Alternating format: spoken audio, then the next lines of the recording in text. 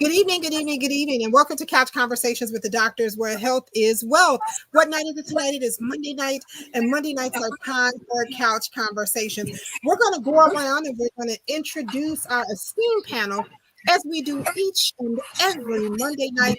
And I'm going to start with who we know as Dr. 100. And that's the woman who keeps it real in these streets. And then Maya, if you can continue to go around the board and introduce everybody else until I come back, it will be greatly appreciated. Dr. 100. Hello, good evening, everybody. Thank you, Nikki. Thank you, Congressman Davis, for creating space where community can connect and learn. I'm honored to be here. I'm excited to connect, and I'm excited to learn. With that, Roy, I want to send it to you so you can introduce yourself to our community. We're so glad to have you. Thank you. Good evening, everyone. I'm Roy Walker. I currently serve as the Senior Vice President of Academic and Student Affairs at Malcolm X College.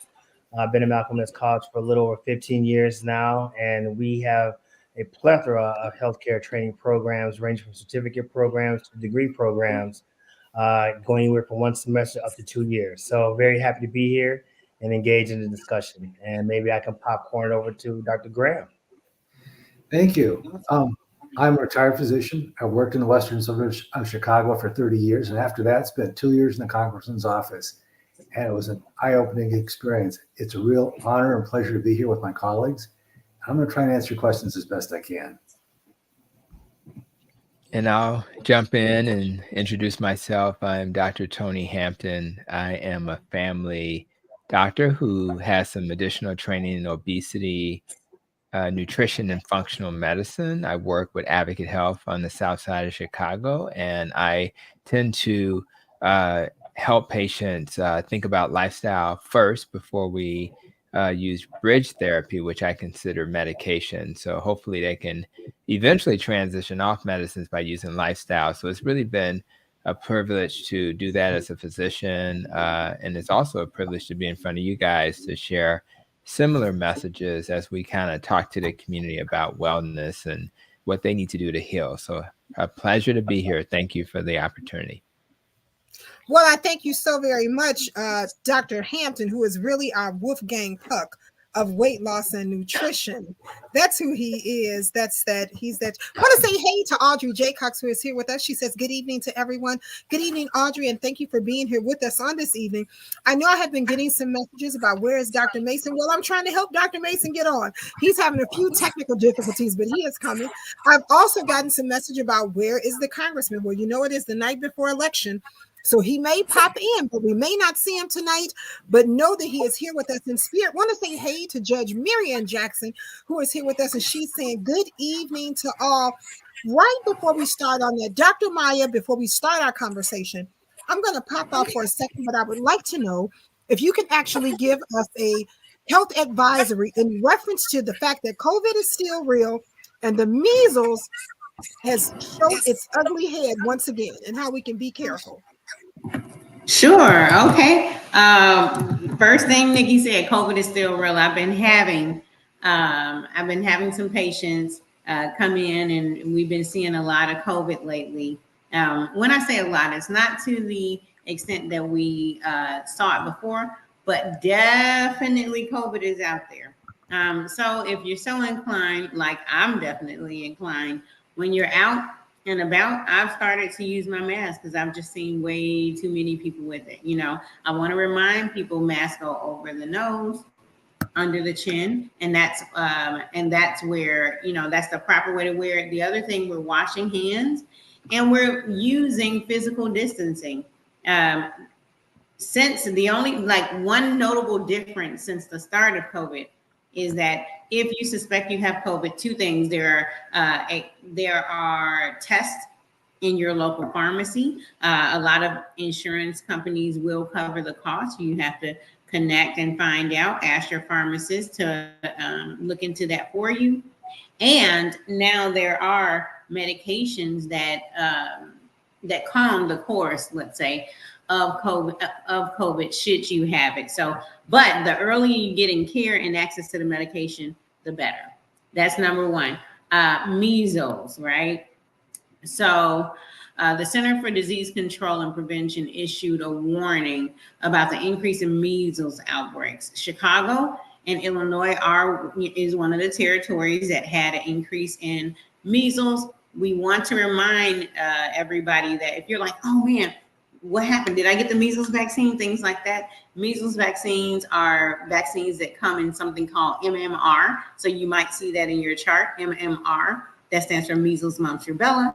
But you get it when you're 1 year old, roughly, and then you get your second dose when you're 4 years of age. If you only have one dose when you're 1, that's about 95% protective. 2 doses take you up to 97% protected. Now, measles is a virus that spreads by in the air, respiratory, and usually it can stay on surfaces about 2 hours. For 2 hours. So as you're out and about getting close to people, that's to be noted. Now, how often or when during the measles course can I spread measles to my loved ones, things like that? Well, the studies say 4 days before a rash and 4 days after, measles can be spread. Usually, if the normal course of measles will resolve with supportive measures. What does that mean? You get a fever, they treat the fever. You have shortness of breath, go to the ED. There's that. You have a rash, they treat the rash. Occasionally, if you have a compromised immune system or your immune system is a little low, and during pregnancy, you contact your provider because there are other things and other medicines that they can give if you either have or you come in contact with someone with the measles, right? The city of Chicago invited CDC here last week to look into the cases. And I've gotten a lot of questions about that. And my response to that has been, well, I would certainly want somebody to invite authorities in earlier, because a stitch in time saves 9. So there's a lot of uproar about the CDC being here, but definitely my question is, would we want them to wait and then call them on the other end? For me, it's a no. So I'm excited about the things we're doing to protect ourselves. If you qualify for the vaccine and you have not yet gotten it, go and get it. There are loved ones who cannot get the vaccine for various reasons. So vaccines not only protect you, but it protects your loved ones too. I have more to say, but I want to make about measles and herd immunity and all that stuff. But I want to step back and let my colleagues comment. Well, Dr. Maya, I was just kind of thinking that weren't the majority of these cases in some of the people came in over the border, and these are unvaccinated people to begin with. Wasn't that the case? And therefore, from my perspective, it makes a lot of sense for the CDC to look into this and to study it, because this would be a new situation for them to learn about and give us advice about how to handle this in the future. I mean, is that how you think about it? Well, yeah, sort of. I want to mention that there are some cases of the measles that are not associated with people that have recently come to the United States. But I do want to draw attention to what herd immunity is. So thank you. Thank you for making the space for me to say it. Herd immunity, a lot of people think herd immunity means everybody else got it across Chicago, the vaccine. So therefore, I don't have to worry about it. What we saw in COVID is herd immunity actually works community by community. So in the case that you're talking about, Dr. Graham, if you have people in one space and the majority of them have not yet been vaccinated, so it can spread in that space. Now, I'm vaccinated against the measles. So what that means is if I come in contact with measles, right, then my body has already checked in on measles because I got the vaccine. The vaccine gives you a little piece that's not infectious, right? We talked about the difference between eating a chicken wing and a whole live chicken, right? The vaccine is just the chicken wing that's not, so your body is exposed to it. It builds up an army against it.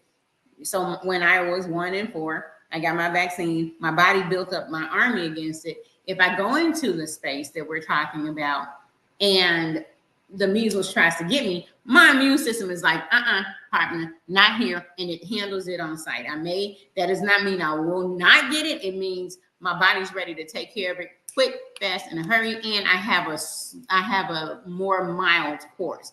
That's what vaccines do. So back to herd immunity. We have people in the space without the vaccine, and so the measles gets a chance to, for lack of a better word, do what it wants to do, which is spread from person to person. That's why getting vaccinated is so important, right? So herd immunity does not mean, I live on the south side of Chicago, south side. Herd immunity does not mean because people on the north side, because people on the west side, because people right, across the border in Indiana got the vaccine, therefore I don't need to get it. It is my responsibility to check in with myself and my family, the people that live with me, to make sure we have the herd immunity. We have enough people vaccinated in my immediate surroundings, in my community, in my neighborhood, in my house, so that our bodies can do what our bodies need to do if measles tries to come for us. And before we definitely want to, in fact, Dr. Miller, before I comment, would you introduce yourself real quick since you were just signing in, and make sure you unmute yourself. Good evening, everybody. I'm Dr. James Miller. I'm a retired internist, retired in 2019. Don't do clinical medicine anymore, but still am interested in healing the community. And as I tune in, we're talking about a problem that is in the community. And as I was listening to Dr. Meyer's explanation of how herd immunity work is so exactly right. The virus is looking for opportunities and places where it can land. In the least number of places, the less likelihood that it'll be able to survive and to infect other people. And that's part of what herd immunity does, is decrease the number of available hosts for it to camp out in and to survive. So, yeah, that was as she was explaining that was an idea or the thing that came to my thinking in terms of how we have to approach it, and how at least the general public can probably think about it in terms of why we all have to do what we can, and that what we can is to, if we can be immune against that virus, then we are not a host for it. Therefore, it can't live there. So it either dies or it has to go someplace else. Yeah, and I just want to reframe our understanding of why vaccines are so important, particularly for measles. And I just looked up, before the vaccine, what was it like to have measles? So it says before the measles vaccination program started in 1963, which wasn't that long ago, which is shocking. I was born in 68. An estimated 3 to 4 million people got measles every single year in the United States. Of that number, there were about 400 to 500 who died, and 48,000 were hospitalized, and about 1,000 would develop encephalitis, which is an infection in the brain. So without the vaccine, the children in particular were at risk for becoming seriously ill or dying by simply being exposed to a vaccine. Now, a lot of times we forget, and again, going back to COVID, 98% of the people who died in advocate hospitals were unvaccinated. So it's always about risk benefit whenever you make decisions about. I know that Boeing's been in the news lately about their airlines, and every time I get on the plane, I have to think risk benefit, right? And so when I get on the plane, I'm thinking, not a lot of planes are falling out of the air, and we're praying that we rectify any issues that airline, the people who make the planes are making, or the airlines. But I tell you, I'm not sure there's a big controversy about the benefits of vaccines when you think about what life was like before we had them. So everything that we put in our body, whether it's penicillin, even the Viagra, for the shout out to all the guys on the panel, but even Viagra that people get, they take this stuff without thinking about the side effects because they're thinking about the benefit, right? But everything that we consume, aspirin, Tylenol, all of those things that have become kind of staples, you don't even think twice about it. But they all have risks. They have literally pages of things that can happen that are not likely to happen, but could. So I think as we think about the measles kind of sneaking up on us for whatever reason, always remember that in most cases the benefit outweigh any potential risk. So as you are thinking about your family and what you should do for your family, keep that in mind. So I'll pause with that. I know we have a guest today, Roy Walker. So I want him to kind of But we're gonna come to Roy in a second, because cool. Roy can't comment on the measles. So, and I That's know we've true, got a ton too. of I'll questions give you about the that. measles. So I want us to get the measles thing out the way really quickly. And then we're going to let Roy take it away with Dr. Mason. I want to say hey to Connie Taylor, who is here. Connie Taylor has checked in, and Connie says, good evening to everyone. Keenan Keen says, I was at several events this weekend and without my mask, and I wasn't thinking. Now I'm nervous.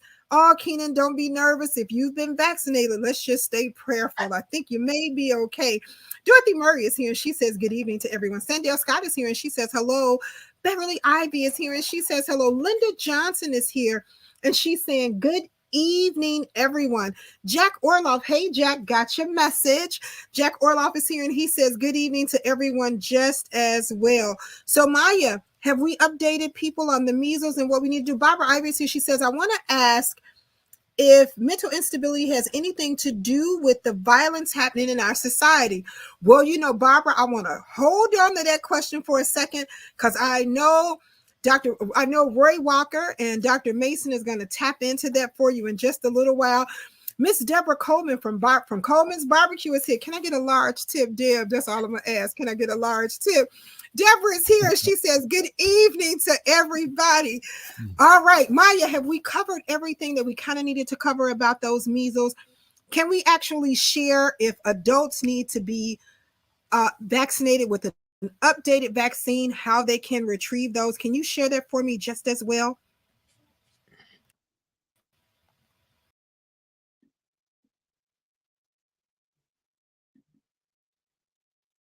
Oh, Doc, you're muted. Dr. Meyer, you're still muted. You get your measles vaccine when you're 1 year of age and 4 years of age. You will know if you are in need of that by, I believe, people still, if you got your vaccines in Illinois, you still have access, because of the things that were changed during COVID, to your vaccine record, Illinois, under Illinois idphillinois.gov. You will, if you don't see it, check with your healthcare provider that you trust. You go to your healthcare provider you trust, tell them, I don't know if I got vaccinated. They can also check in their records. If they don't see it in your records, we draw a blood test to tell if, remember that Army we talked about? We draw a blood test to see if you got that Army, if you was vaccinated, the Army's ready, we draw that blood test, and then we can tell you whether or not, follow up on whether or not we recommend that you get it, right? Everybody can't get it. So, but you have to talk to your healthcare provider in order to determine that. I think that's it. You're contagious 4 days before and 4 days after the rash. Measles typically, feel like rash, fever, some white spots on the inside of your cheek called copelet. Look it up with a K if you want, copelet spots. And then occasionally, measles goes for usually people that are younger, some people that are older, but usually people that are younger. Measles has the risk of getting so bad, it really causes damage to your lungs and the rest of your body. Very rarely do people end up in the hospital because of measles, but there are some that do. We don't want to know if that's in our community, because remember what happened with COVID, know what happened with diabetes, know what happened with hypertension. Pick one. Our community bears the brunt usually, so there's no need for us to wait. We can think about the herd immunity lesson that we talked about today and make sure we're protected and our tribe is protected. I think that's it, Nikki, unless I missed something, team. Yeah, and I'll just add, communities of color, as you've just suggested, Dr. Maya, are communities that tend to be at higher risk for anything. So we have enough going on with uncontrolled diabetes, with the obesity epidemic, with uncontrolled blood pressure. And when it comes to metabolic health, which is, looking at your blood pressure, your blood sugars, your triglycerides, your good cholesterol, HDL, and your belly fat, only 7% of Americans are metabolically healthy, where they have all of those things being normal. Therefore, in communities of color, I think the obesity rate in the country is around 48% or so, but in communities of color, that number is way higher. And when you start to look at all of these risk factors, you then realize that the last thing you need is another thing. And people who get sick from any of these types of infections are people who are more vulnerable. So I would love to, I don't even want to get a cold, let alone anything else. So I think it's important that you continue to take care of your health. Spring's here, everybody's motivated to do better. But just be thoughtful that if there's something out there that is that's not traditionally out there, let's be cautious. I don't really wear a mask every day like I did previously. I'm kind of picking and choosing my spots. But with these things coming back, it makes you want to be more cautious. So just be thoughtful, understand who you're around. If you know you got some folk in the family that's ill, maybe that's not the best time to gather. Let's be respectful of each other. And if you're not feeling yourself or if something's going on, kind of isolate, keep yourself away, heal yourself, and then get around others. But the main message is vaccines are wonderful to prevent things that we don't necessarily have to have because we have access to this great technology.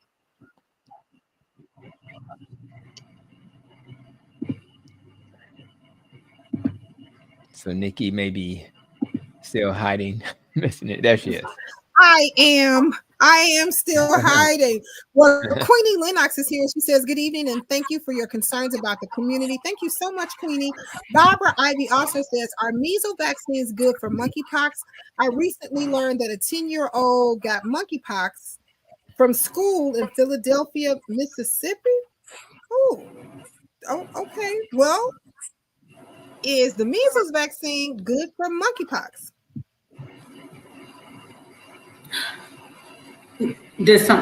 Okay, so no, it's not the same vaccine. Measles comes with the MMR. Monkeypox is a different vaccine, and they're spread different ways. Like measles is spread in a respiratory fashion.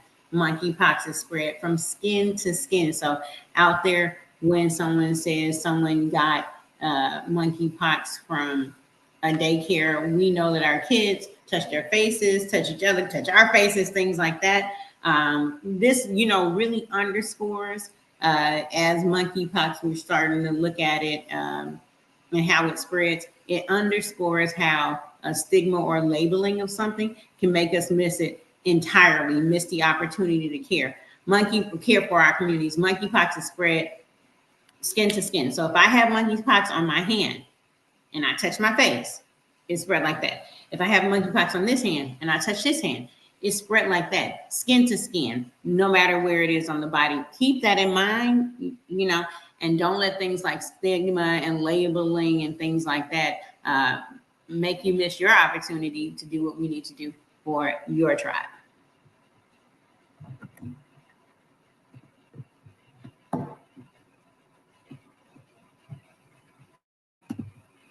Does anyone else have anything? Well, I'd just like to add that, Dr. Maya, that each of these vaccinations is specific for a specific problem. Like you talked about MMR. Well, I think the German measles is also a part of the MMR. There's measles and rubella. So there's one for measles, one for German measles, one for shingles, one for flu.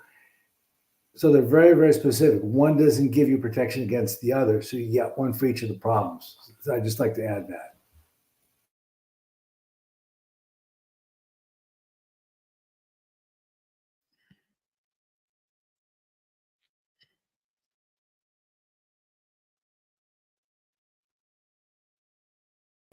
Okay, well, I think we've answered our measles questions. Well, Barbara says, Dr. Maya, is there a vaccine for monkeypox? Well, yes, there is, but Maya, can you share the monkeypox vaccine? Yes, there is a vaccine for monkeypox, and thank you, Nikki. It reminded me that I did not answer one of your questions. You can go to shyvax.gov or City of Chicago or call 311 if you want to find out where you can get the monkeypox vaccine, where you can get the measles vaccine, where you can get the COVID vaccine. If you don't already have a healthcare provider that you trust. If you have a healthcare provider you trust, contact them, and usually they have the ways that you can get the vaccine that populates to their system so your healthcare provider can tie your healthcare up neat with a bow that they can further assist you in. And you can also contact the Cook County Department of Public Health if you live outside of the Chicagoland limits. And you can also contact IDPH, the Illinois Department of Public Health. Before the end of this program, I will make sure that I upload those links in there for you if you need that. So you can actually contact them as well. But know that you can also reach out to any of our providers throughout the Illinois 7th Congressional District, and especially inside of the Illinois Medical District. Know that they are all there and provided for you. And you can go to any of our FQHCs, which are federally qualified healthcare centers. Well, Dr. Mason and I have had a time trying to get his technical stuff together, and he has had such a problem until I believe his computer may have died. But he is here with us. You won't be able to see his face, but he is here with us verbally. We'll be able to hear his voice. So, Dr. Mason, if you can introduce yourself for us, please.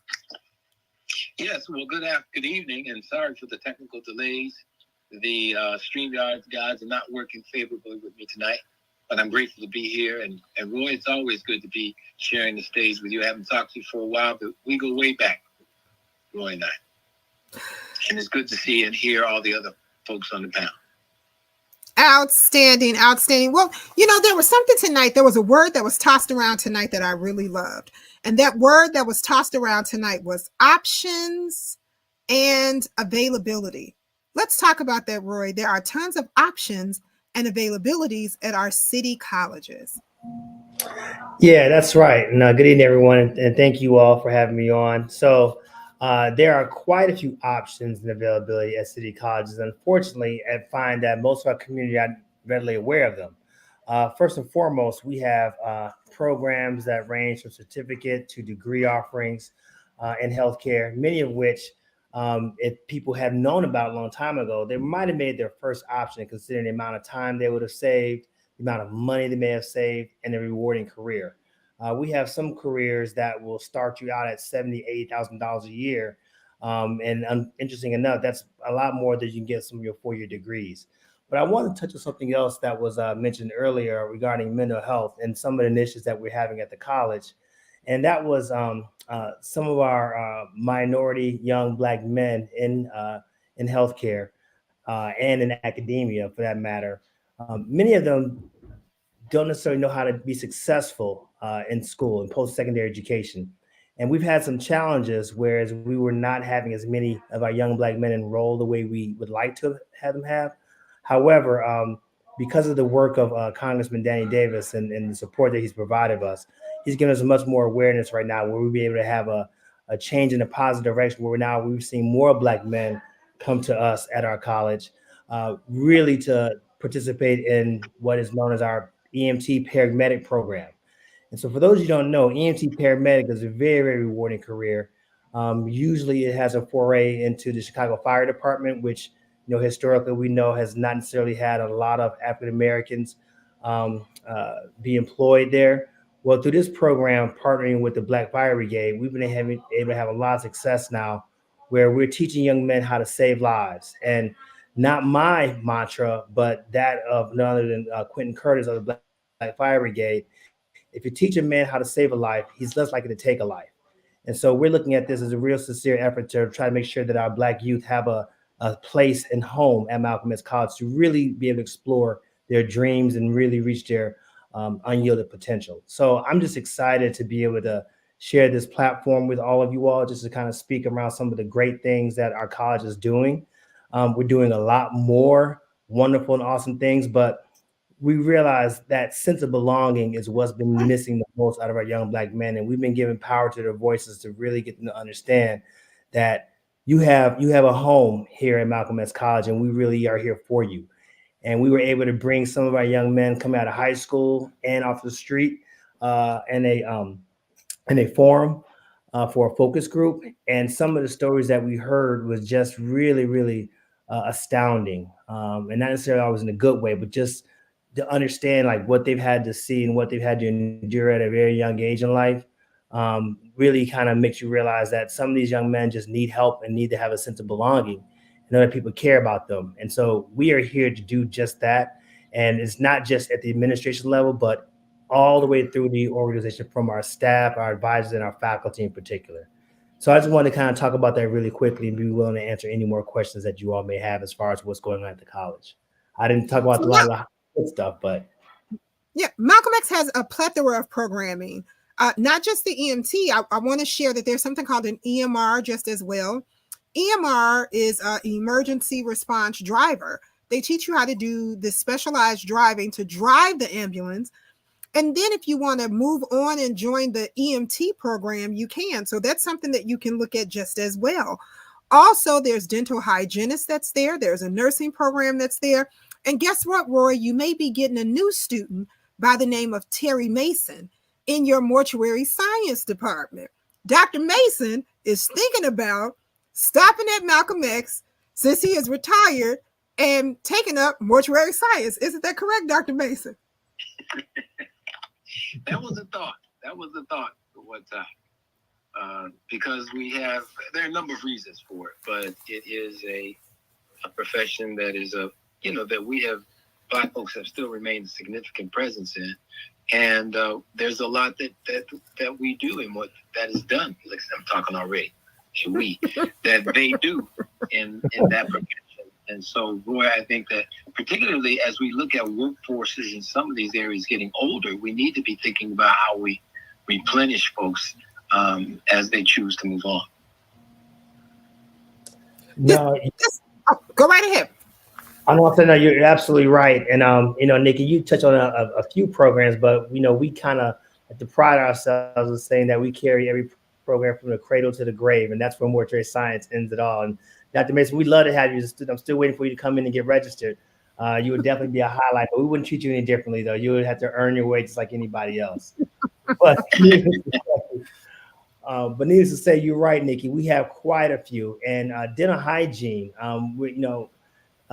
we have community healthcare worker. I heard a little bit earlier today with the doctor talking about the measles vaccine and how there's vaccine hesitancy from our community. We created a community health worker program to kind of help address that, so that there's someone that can help bridge the gap between the healthcare provider as well as the patient, because of some mysticism or mystique around just being afraid of taking a medication and doing what the doctor tells you to do.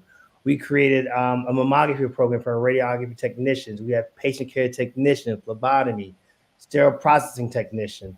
I mentioned respiratory care already, surgical technology. So the numbers go on, and we're exploring even more programs right now to even branch out to other parts of healthcare, including computer tomography, CT, as well as a medical lab technician. So, Malcolm X is one of those entities where we're growing tremendously. We're growing rapidly. We just made an announcement that we're going to be partnering with our sister college, Kennedy King, and bringing the associate degree nursing program there as well in a few years. So understanding the demand that there is in healthcare and our opportunity to be able to serve a growing demand from our students and our healthcare providers is something that we're here to follow through with. Well, I love the statement from the cradle to the grave, because there's also an early childhood development program that, if that's a focus that you're looking at within city colleges, that's there just as well. And then that grave is also talking about dignity, because there is dignity in your departure from this earth. And that's what we love about your mortuary science program. It teaches how you can have dignity and protect those bodies and sustain that life as that life has moved on or transitioned to its next place.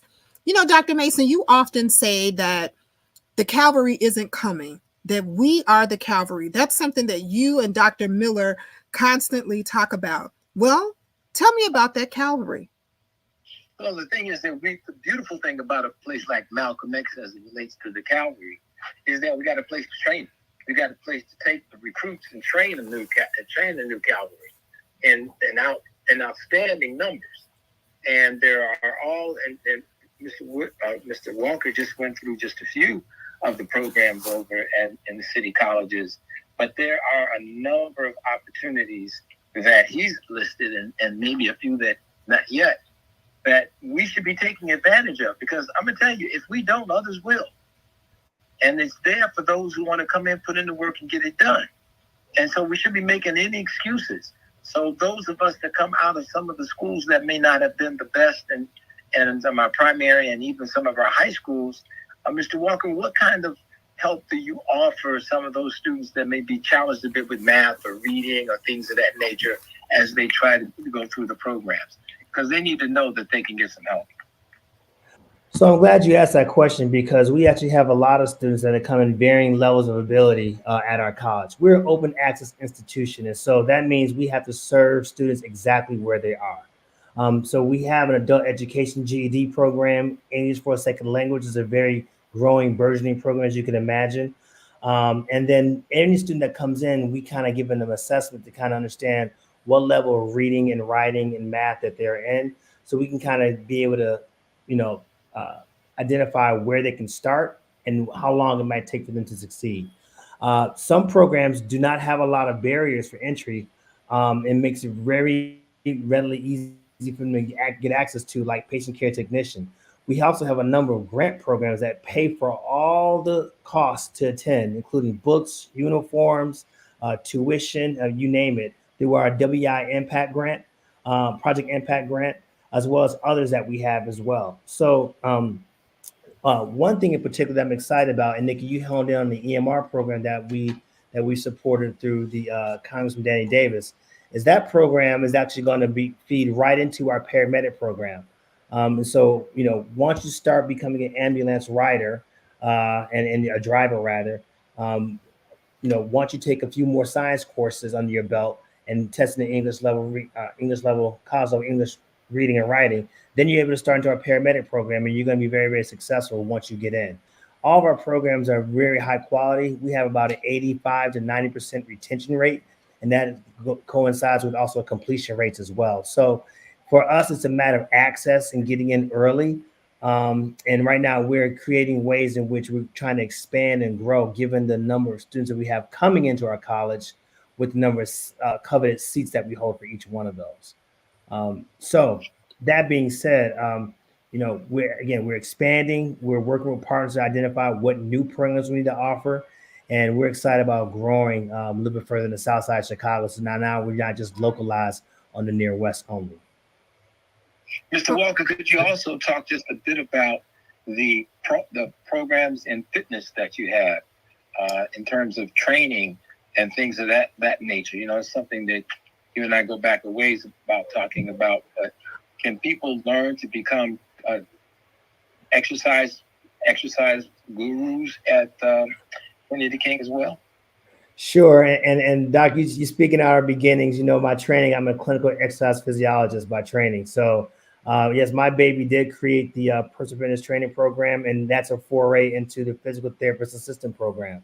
And so we have a state-of-the-art gym with an AstroTurf, pneumatic resistance equipment. We really left no stone unturned as far as the resources that we provided to make sure that our students had the best in class, as far as not just technology and facilities, but also in our staffing. So many of our programs that we have offered are being taught by professionals who are working in the field, doctors, as well as some physicians, and certainly a lot of our DPN, doctoral nurse practitioners as well. So yes, we do have that program, Dr. Mason, and honestly, it's one of the programs that we're looking to start with our high school students through early college. One of the other opportunities that we try to give all of our students to give early access while they're in high school, because we recognize and realize that while you're in high school, you're not thinking about being a radiographer, you're not thinking about being a surgical technologist. Let's face it, the most popular programs, particularly in healthcare, are what you all represent. physicians and nurses. And so many of our students come out of high school wanting to become a doctor, but they just never even thought just for a moment about what it means to be a surgical technologist or medical assistant even. Um, and so these are actually opportunities that a lot of our students can start to go into medical school. In fact, we've had dozens of students that have come out of our paramedic program that have went on to become physicians. So we are a great starting point just to kind of get an understanding about what it means to be a healthcare professional and to get a little small sense of what it might mean to have to learn a little bit about anatomy and physiology to prepare yourself for medical school. And I don't want to speak too head of the game, but I'm actually have huge ambitions for us to be able to create a pathway for students to go directly into medical school as well, maybe through postgraduate process. But nevertheless, we know that there are a lot of access to being physicians comes through postgraduate program, in which I think Malcolm X College might be one of those opportunities that we can seek a little bit further an investment on. Well, I think you should speak that into existence. I think you should. I think you have a platform to do that, and I think you should speak that into existence. And then I think we could prepare to make sure that something like that could actually happen. You know, we have an inbox question that says, to Mr. Roy Walker, you mentioned some of your programs may have barriers to get in. What would those barriers be? Well, first and foremost, sometimes when students actually have transcripts from going on to a 4-year school and they still owe that school tuition, we can't readily admit that student to our program without having an official transcript in place. So sometimes that becomes a big problem because now a student may have started at a 4-year institution, got stopped for whatever reason, either academically or financially. And needless to say, if they're not able to bring a transcript forward, then it's hard for them to kind of get started because we have a clearinghouse in which we have to, by our accreditation, have to make sure that we vet all of our students coming in to be able to readily understand their readiness to start college level. And the other fact of the matter is the federal government's not going to pay for English 101 twice, right? So the way you verify that that class was taken is through the transcript. So that's one small barrier. The other barriers that exist sometimes are when students come in with a lot of classes under their belt, or they may not have been very serious in school right away. So sometimes they may have to retake those prerequisites over again to get a fresh GPA established. And sometimes when you start with a really bad GPA, it's really hard to kind of pull it up. So we're investigating ways in which we can kind of level the playing field to make it a more fair process for those students, let's say, who weren't as serious in their youth, but they still kind of carry those transcripts with them. So sometimes there's a lot of explaining that has to happen for those students that may have some bad debt or some bad coursework under their belt that they have to be able to speak to. So those are some of the small barriers. Then, of course, there's also a financial barrier, and then there's also a time barrier as well. All of our programs right now run at a full-time capacity, meaning that they're taking minimally 12 credit hours per semester, which almost equates to a full-time job when you factor in the amount of study time that is required for how many contact hours that you're enrolled in.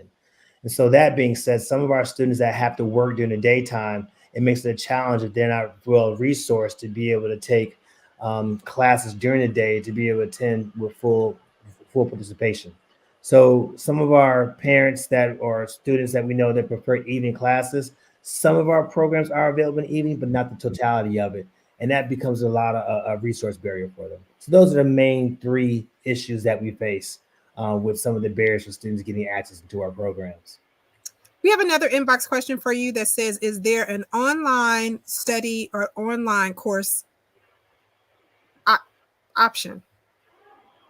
So some courses we do offer online, but unfortunately, some courses, particularly in our CTE programs, you can't learn how to do online. So, becoming a paramedic, you can't learn how to do that through an online format because there's a skill acquisition that you have to demonstrate competency in before we allow you to go into the workforce. And for that matter, even go through a clinical rotation.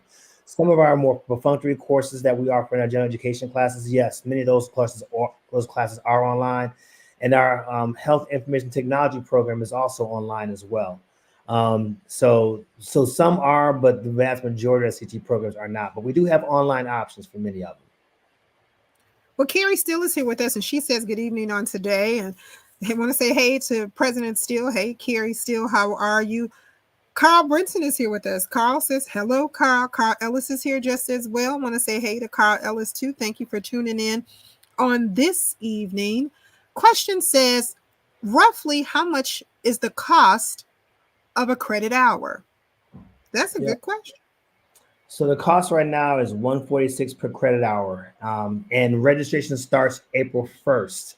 So for summer and fall, so it's very affordable. Again, we have a lot of programs that will support students uh, financially if they decide to come and enroll at Malcolm X. But yes, at $146 per credit hour right now, with a small increase of about $7 per credit hour to about $153 come the fall semester if they register at their time period in June. And there's a rumor out here, well, it's really not a rumor, it's kind of true, but can't you leave a CPS school and come to a city college for free if you have a certain GPA? Absolutely. So it's part of our Star Scholars program. If you have a 3.0 GPA, you can automatically enroll at city colleges and have your tuition and fees waived entirely. And many students do take advantage of that. We've got a lot of Star Scholarship students that have taken quite advantage of that and have moved on to either transfer to a 4-year institution or enter some into our health career pathways. So absolutely, that is a program that we've had for a little bit of time now. Well, thank you. Oh, go ahead. No, go ahead, Dr. Mason. No, Mr. Walker, I just wanted to know because one of the very big programs that a long time ago that Malcolm X has, which was really a stellar program, was the physician assistant program. And I think Rush has a physician assistant program now. Do you know whether or not that program at Rush is still in existence, and or people are interested in becoming a physician assistant? And we can talk about that in the show, or you want to on our show, what that means and what kind of opportunity that they may avail themselves of. Yep. So Rush is a great partner of ours. They do have a physician assistant program, as there's maybe one other, I think, in the city of Chicago. I think Northwestern has one also. But essentially, yes, you can start at Malcolm X College. We have a transfer agreement with Rush University where students can leave Malcolm X and enter into their Bachelor of Health Sciences program. And upon obtaining their bachelor's program, they can then move into their physician assistant program if selected.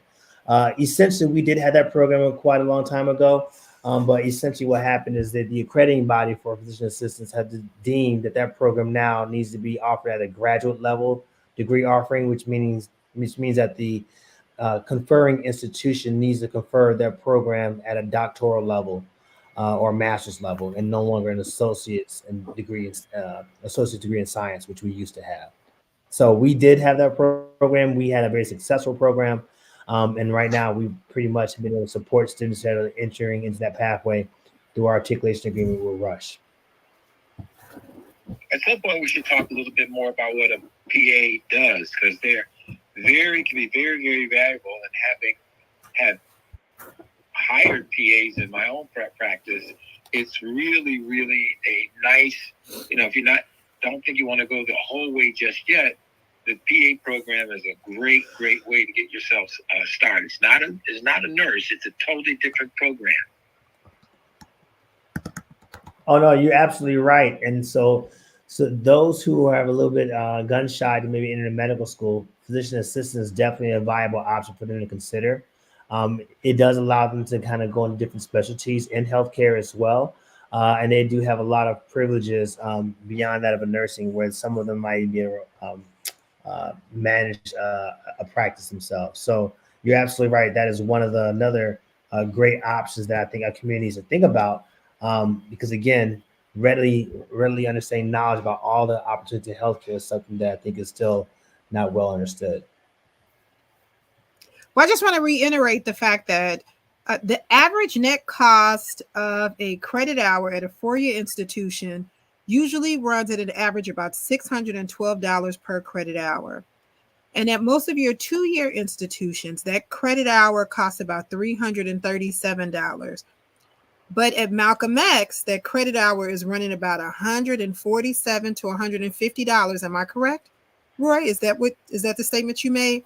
Correct. I just wanted to read 147. Yes, 147 right now. Yeah, you ain't got to say right now, just 147. No, I'm just joking. Just wanted to reiterate that because that's cheaper than a pair of Jordans. I just want to put that out there. It's cheaper than a pair of Jordans. to go on. Well, Maya understands. Dr. Maya understands what I'm talking about because she's a sneaker, a sneaker. What? How could I put it? She's Sneakerhead. I'm sorry. What is it? A sneakerhead. Well, yeah, a sneaker connoisseur. Yeah, that's what I want. Yeah. Yeah, she has Well, a whole Cinderella room. always needs a glass slipper. Yes, Cinderella. She has a whole room full of all different types of sneakers. So that's the place to go. Well, Dr. Miller, you've been looking like it was something you wanted to say Yeah, about you what know we were what? Yeah, talking about. Come on.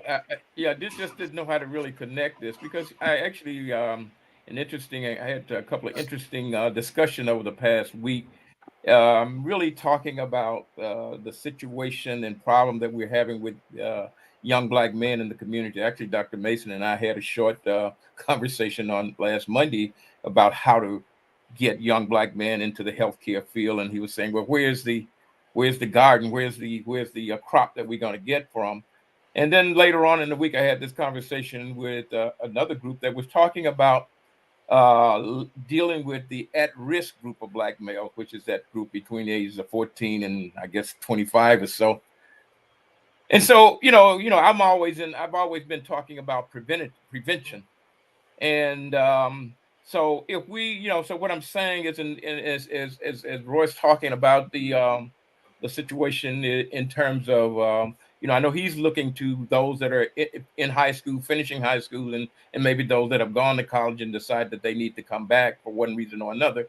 What I'm saying is that how can we somehow connect to that younger age group, not on a regular program basis, but an exposure, motivation, or mentoring program where we can begin to get them to see. Because otherwise, what I'm, when I'm talking to people, what I'm hearing is that that group that's in the fire, the fire just going to continue to get bigger.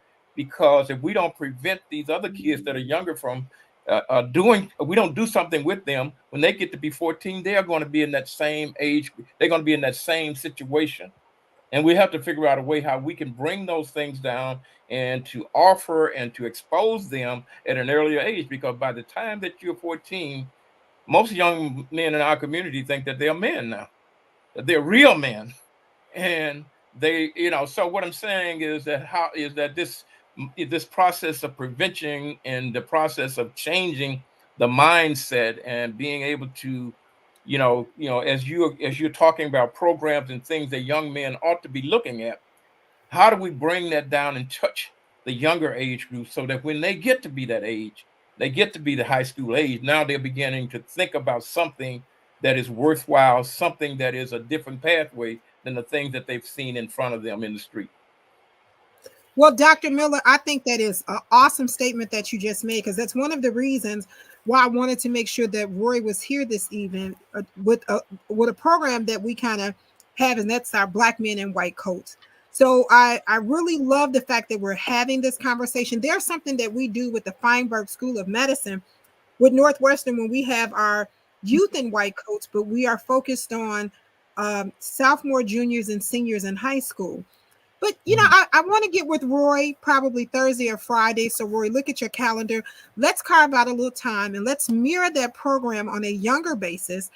And let's grab a couple of our younger schools. And Roy, I always, when Dr. Mason and Dr. Miller and Dr. Graham, they tell me all the time, well, Nikki, I'm retired. That really means nothing to me because I send them on assignments and jobs all the time. So, we don't employ them over at Malcolm X. You got some doctors here, and we're going to let's look at expanding our white coats program to our students, our younger students. Let's stimulate them. Let's stimulate, and we don't have to actually do it in necessarily a school setting. Our churches are the cornerstones of our communities. Let's get our youth departments and our churches together, and let's stimulate that mentoring program with them. Let's do a white coats in our churches. We have the nurses board at the church. Let's get that together and let's look at that from a real dynamic and let's begin to mentor there in our children's choir and our youth choirs. Let's mentor them there because the congressman often says a child can't be what a child can't see. Let them see us here at work, and let's pull that mentoring that way. What do you think of that thought? And Nikki, I say I love it. And not only that, let's bring them to the college and come do a tour to see for themselves right now. You know, one of the things that we constantly doing is trying to let the community come in and just see the building, see the facilities, meet the students, meet the faculty. Don't hear from me. Come see for yourself. When you come into that space, you really understand right now the warmth, the community, the feeling that you have coming into those doors. And right now, we're creating that same atmosphere at our Westside Learning Center campus. We create an atmosphere with everyone we spread in the South Side. And you're absolutely right. Early exposure is critical.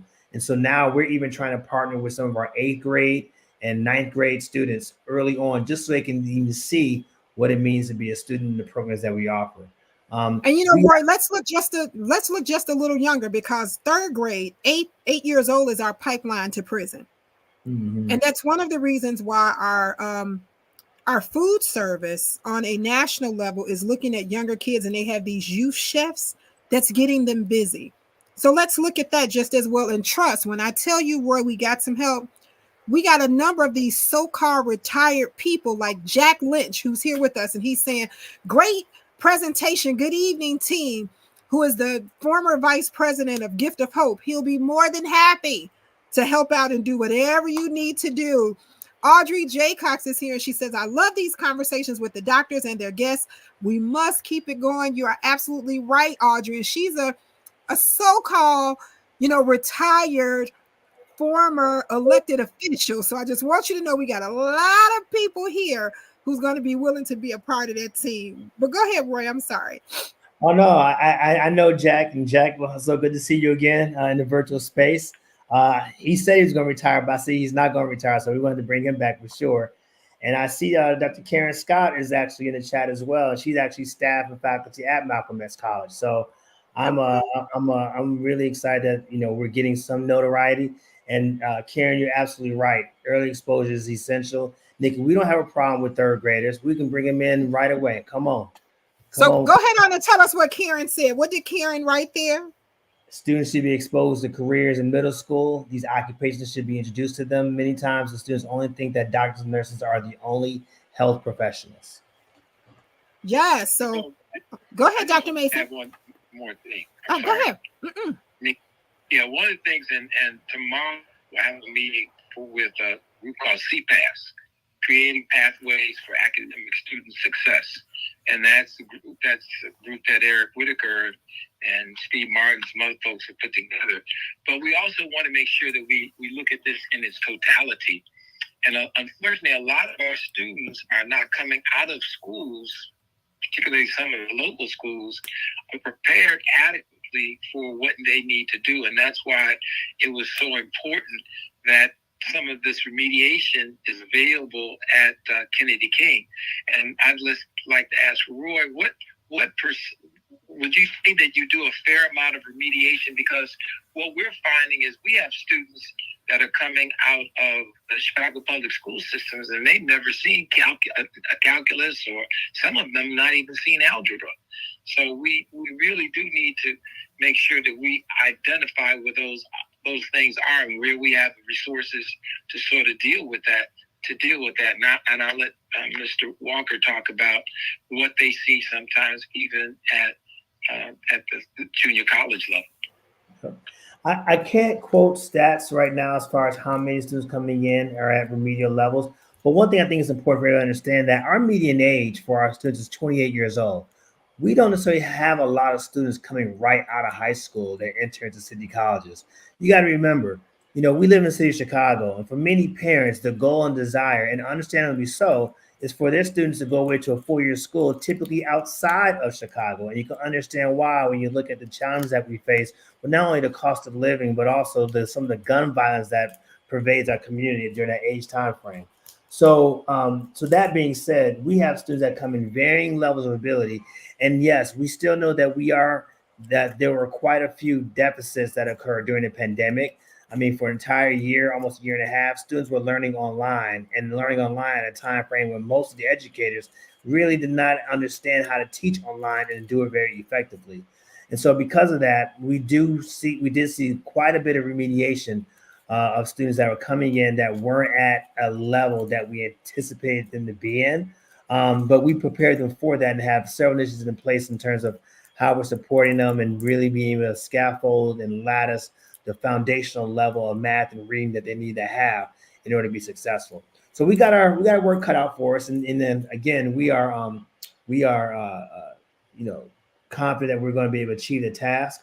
A big goal of ours is to make sure that every student passes math and English in their first year of education on the first try. So that's a big goal for us. If they can pass those two hurdles in that first year, we know success is exponential and they're going to be along their way. And so really for us, it's not only just a matter of bringing them to us, but once they get in, making sure that they know that they're available of all the resources that we have. We have support from the Access Center that can give them a tutor or a note taker for them. We have mental health services to support our students for those mental health challenges that, let's face it, many of us are going through and still going through as a result of the pandemic. We have food insecurity, food pantry to support our students that are food insecure. Right now, we're trying to figure out a way to combat homelessness and home insecurity, because you'd be surprised, quite a large number of our students actually don't know necessarily where they're going to put their head and where they're going to sleep at night.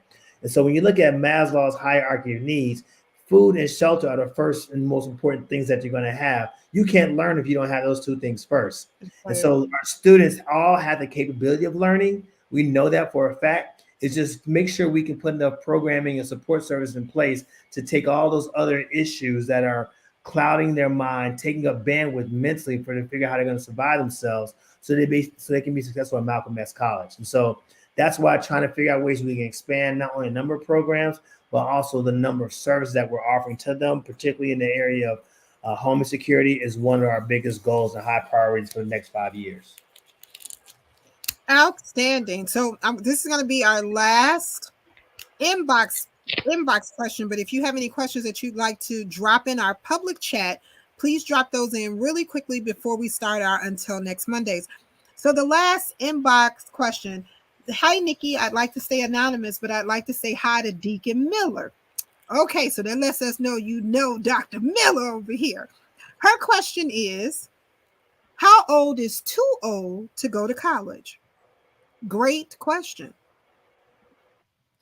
Well, I would say too old is when you decide that it's too old. As long as you feel that you want is something that you want, something that is worth you spending the time, then you're not too old. Okay, outstanding. And Roy, there is no age limit to coming into Malcolm X. Am I correct? I said a moment ago, our median age is 20 years of age, but we have students as old as 60 years old at the college. So there is no such thing as too old, in my opinion. Old is a mind state. There you are, and they're handicap accessible. So if you're even older than that, and you're in a wheelchair or you got a cane, you got time. Go to class earlier so you won't be late if you're on a cane, and bring your wheelchair. It is open. It is open. So since there are no additional public chat questions, we're going to go around our board and do our Until Next Monday. Well, Doug, until next Monday, what do you want everybody to remember? Well, I just want to say how impressive a resource this is, and that this really resonates with my experience, because I'm really interested in workforce development. And I can tell you, when I go to the hospital and I get an ultrasound, I ask the technologist, how'd you get interested? Where'd you get your education? When I go to the dentist, I get my teeth cleaned, do the same thing. So I know that this is a successful pathway. And I just want to give my kudos to Roy Walker and the program that he's got going. I'm very impressed. Outstanding, outstanding. Well, Dr. Tony, you're Until Next Monday.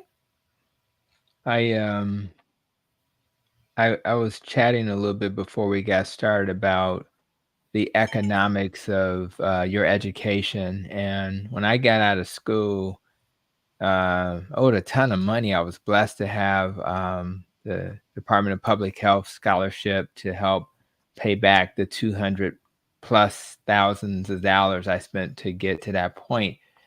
But there are some people who hesitate to acquire a medical education or a law education, or to become any type of profession, nurse practitioner, physician's assistant, because they look at the dollars first. And So my plea to you is to not look at the dollars first.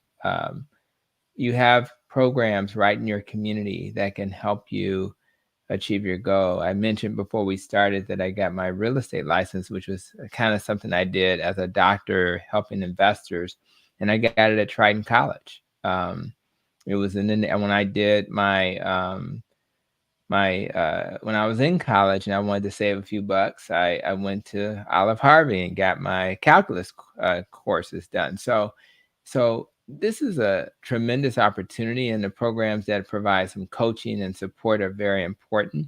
It's very manageable, and it's never too late. And I want to echo that. I'll wrap up with that comment because when I was at West Suburban Hospital in Oak Park in my family practice training, my Dr. Kathy Walsh was my medical director, and she actually didn't even go to medical school until her kids were done with college.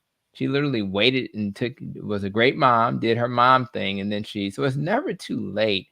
If you are getting your degree at 65 or 70 and it's something you're passionate about and you're healthy and you're doing fine, nobody's going to ask you, when did you get your degree? They don't care. They just want you to be good at what you do. So don't have those barriers in those self-limiting beliefs keep you from doing things that are going to help you feed your family and or help you live your life purpose. So rather it's Dr. Terry Mason going back to get his training, whatever it is, we may have to do it together, whatever. So listen, life is short, and what you don't want to do is get to the end of your life and have regrets. The 5 regrets of the dying book say the number one regret is having not lived the life I wanted to live. So if you have a passion for something, please just do it and live your life purpose. All right, Dr. Tony. Dr. Miller, you're until next Monday.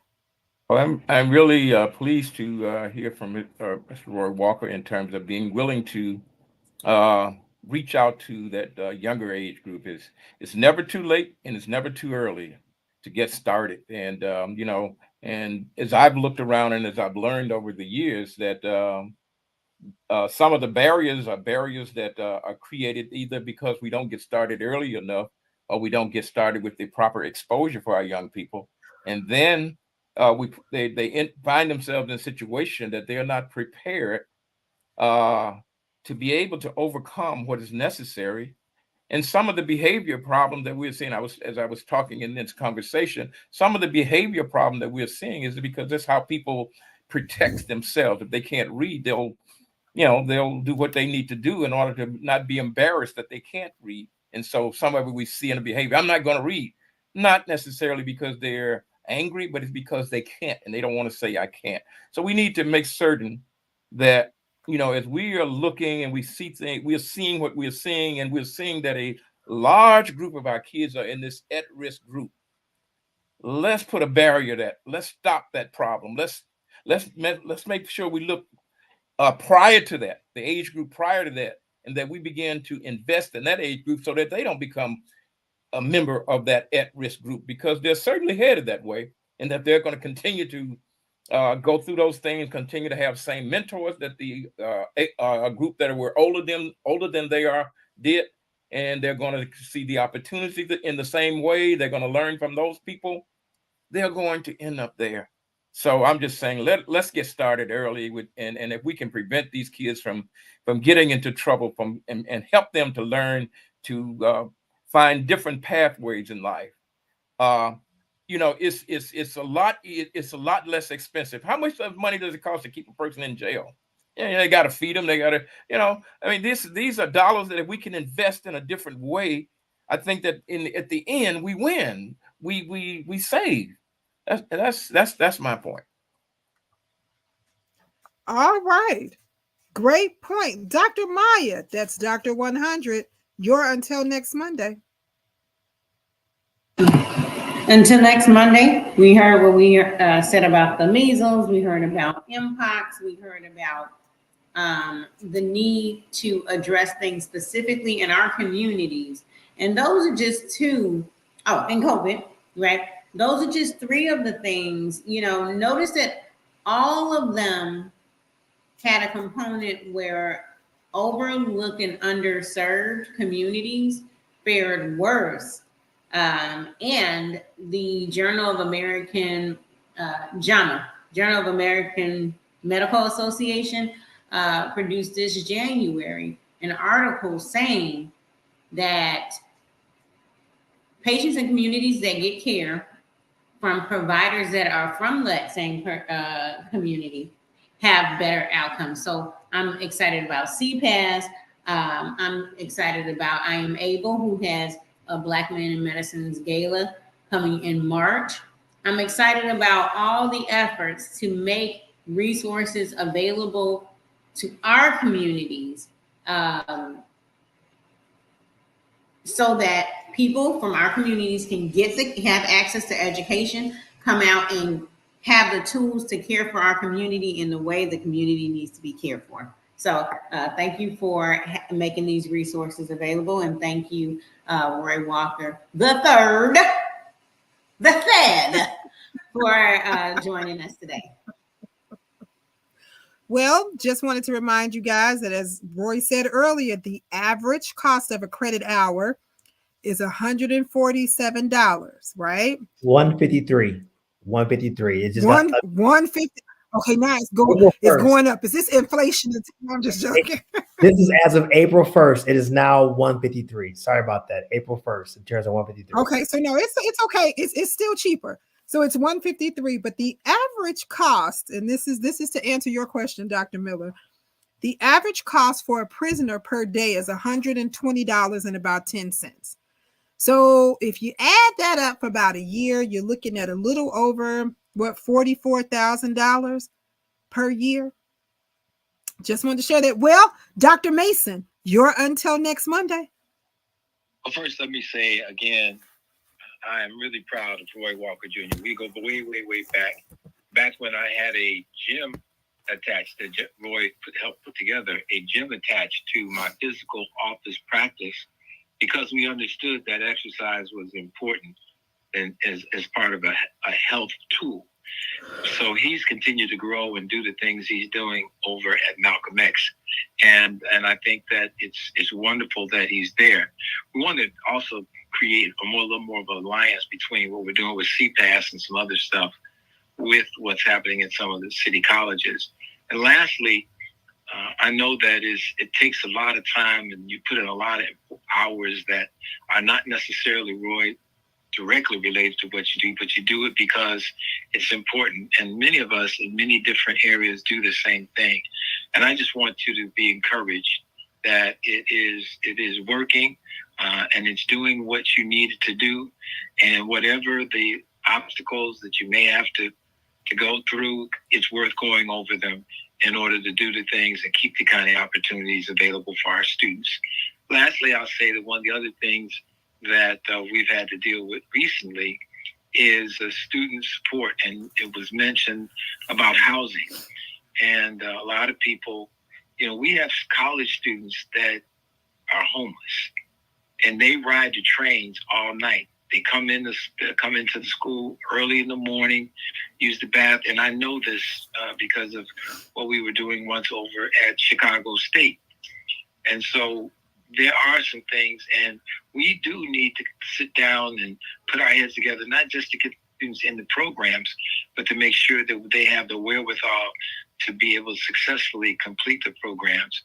And lastly, we need to look back at the current systems and see what kind of things that they can do in some of those things to help out a Malcolm X, or to help out some of the other institutions, so that we can get more of our students in these programs, but more importantly, not only get them in, but get them graduated. Outstanding. Well, Roy, you're until next Monday. Well, I just wanted to thank again Nikki and Congressman Danny Davis for this wonderful opportunity of this forum to be able to speak about some of the great things we're doing at the college. And Dr. Miller, you said something earlier around mentorship. That's something that we realize is the hallmark of success for our young Black men. It was because of our mentorship program that we started, while we've been able to realize the success that we've had with those who participated in it. And Dr. Mason, you're absolutely right. This is not necessarily a job for me. This is my life's work, being able to give back to the community for a community that has given back to me for quite some time. Is because of great men like yourself, as well as others in this panel. That's why I stand here today, to try to make sure I support the community the best way I can. And selfishly, one day I'll be in a hospital, and hopefully you all remember that I did this great work, so you guys can take care of me and make sure I'm getting the best of care. But no, and all jokes aside, thank you again, Nikki, for this opportunity. And it's a great pleasure being in such a great company of wonderful people. Well, you will be back, Roy, sooner than you think. Well, Tony, I'm going to need your assistance really quickly, because since the congressman is not here tonight, I guess I'm going to be the one to take us home. So let's get ready to travel home. Here's what I want to remind you.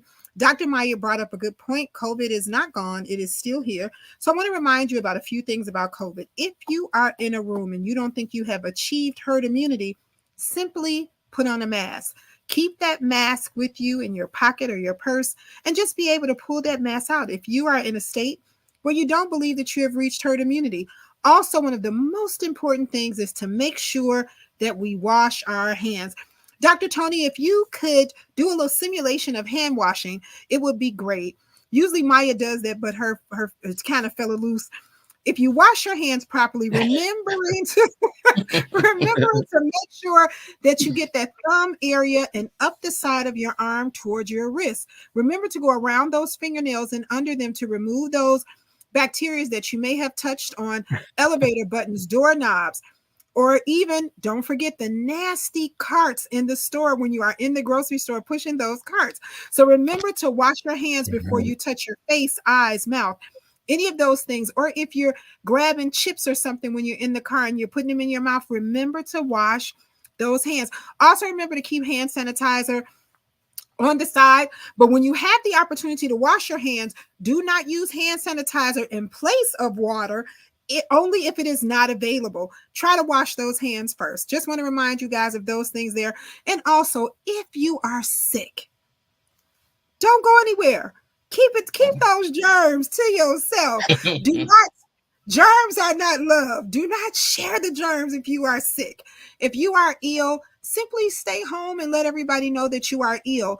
But let someone know so we can then take care and kind of check on you via phone. We will all drop something off at your door. We will not be coming. We will drop it at your door. Also want to remind you. Oh, sure. Go right ahead, Dr. Miller. I just wondering, I forgot to remind people I was going to remind. Tomorrow is election day, voting day. Okay, so let me let you go out let, and vote. Dr. Yeah. Miller. Doctor, let me let you in. Let me let you in with that. I'm gonna let you in with that. Yeah, it's so important. Nobody can actually try to find the congressman by saying we had a political conversation during this time. So wait, I'm gonna let you in with that. It's important that people exercise their right to vote. If you don't voice your choice, you lose your choice. So voice your choice. Go out and vote for the person that is helping you, the person that is carrying the mantle for you. And whoever your choice is, go and vote. Don't stay home. Don't waste your vote. It does no good to waste it. It's just like anything else that has a worth to it. If you waste it, it's sort of like almost committing a crime. Go vote. It is committing a crime because people lost their lives for us to have the right to do what I will be doing tomorrow. So you are absolutely right. I also want to remind you about the measles and the measles vaccine and make sure that it's available for you. And then don't forget RSV is still here and the flu. The flu is still here, so know that there are flu vaccines readily available. And please, please, please, we have gotten some data knowing that this is working. But remember, let's not use our emergency rooms as our office visits to see our doctors. I want you to get your primary care physician. It's Monday night, Couch Conversations. Meet us next Monday. Good night.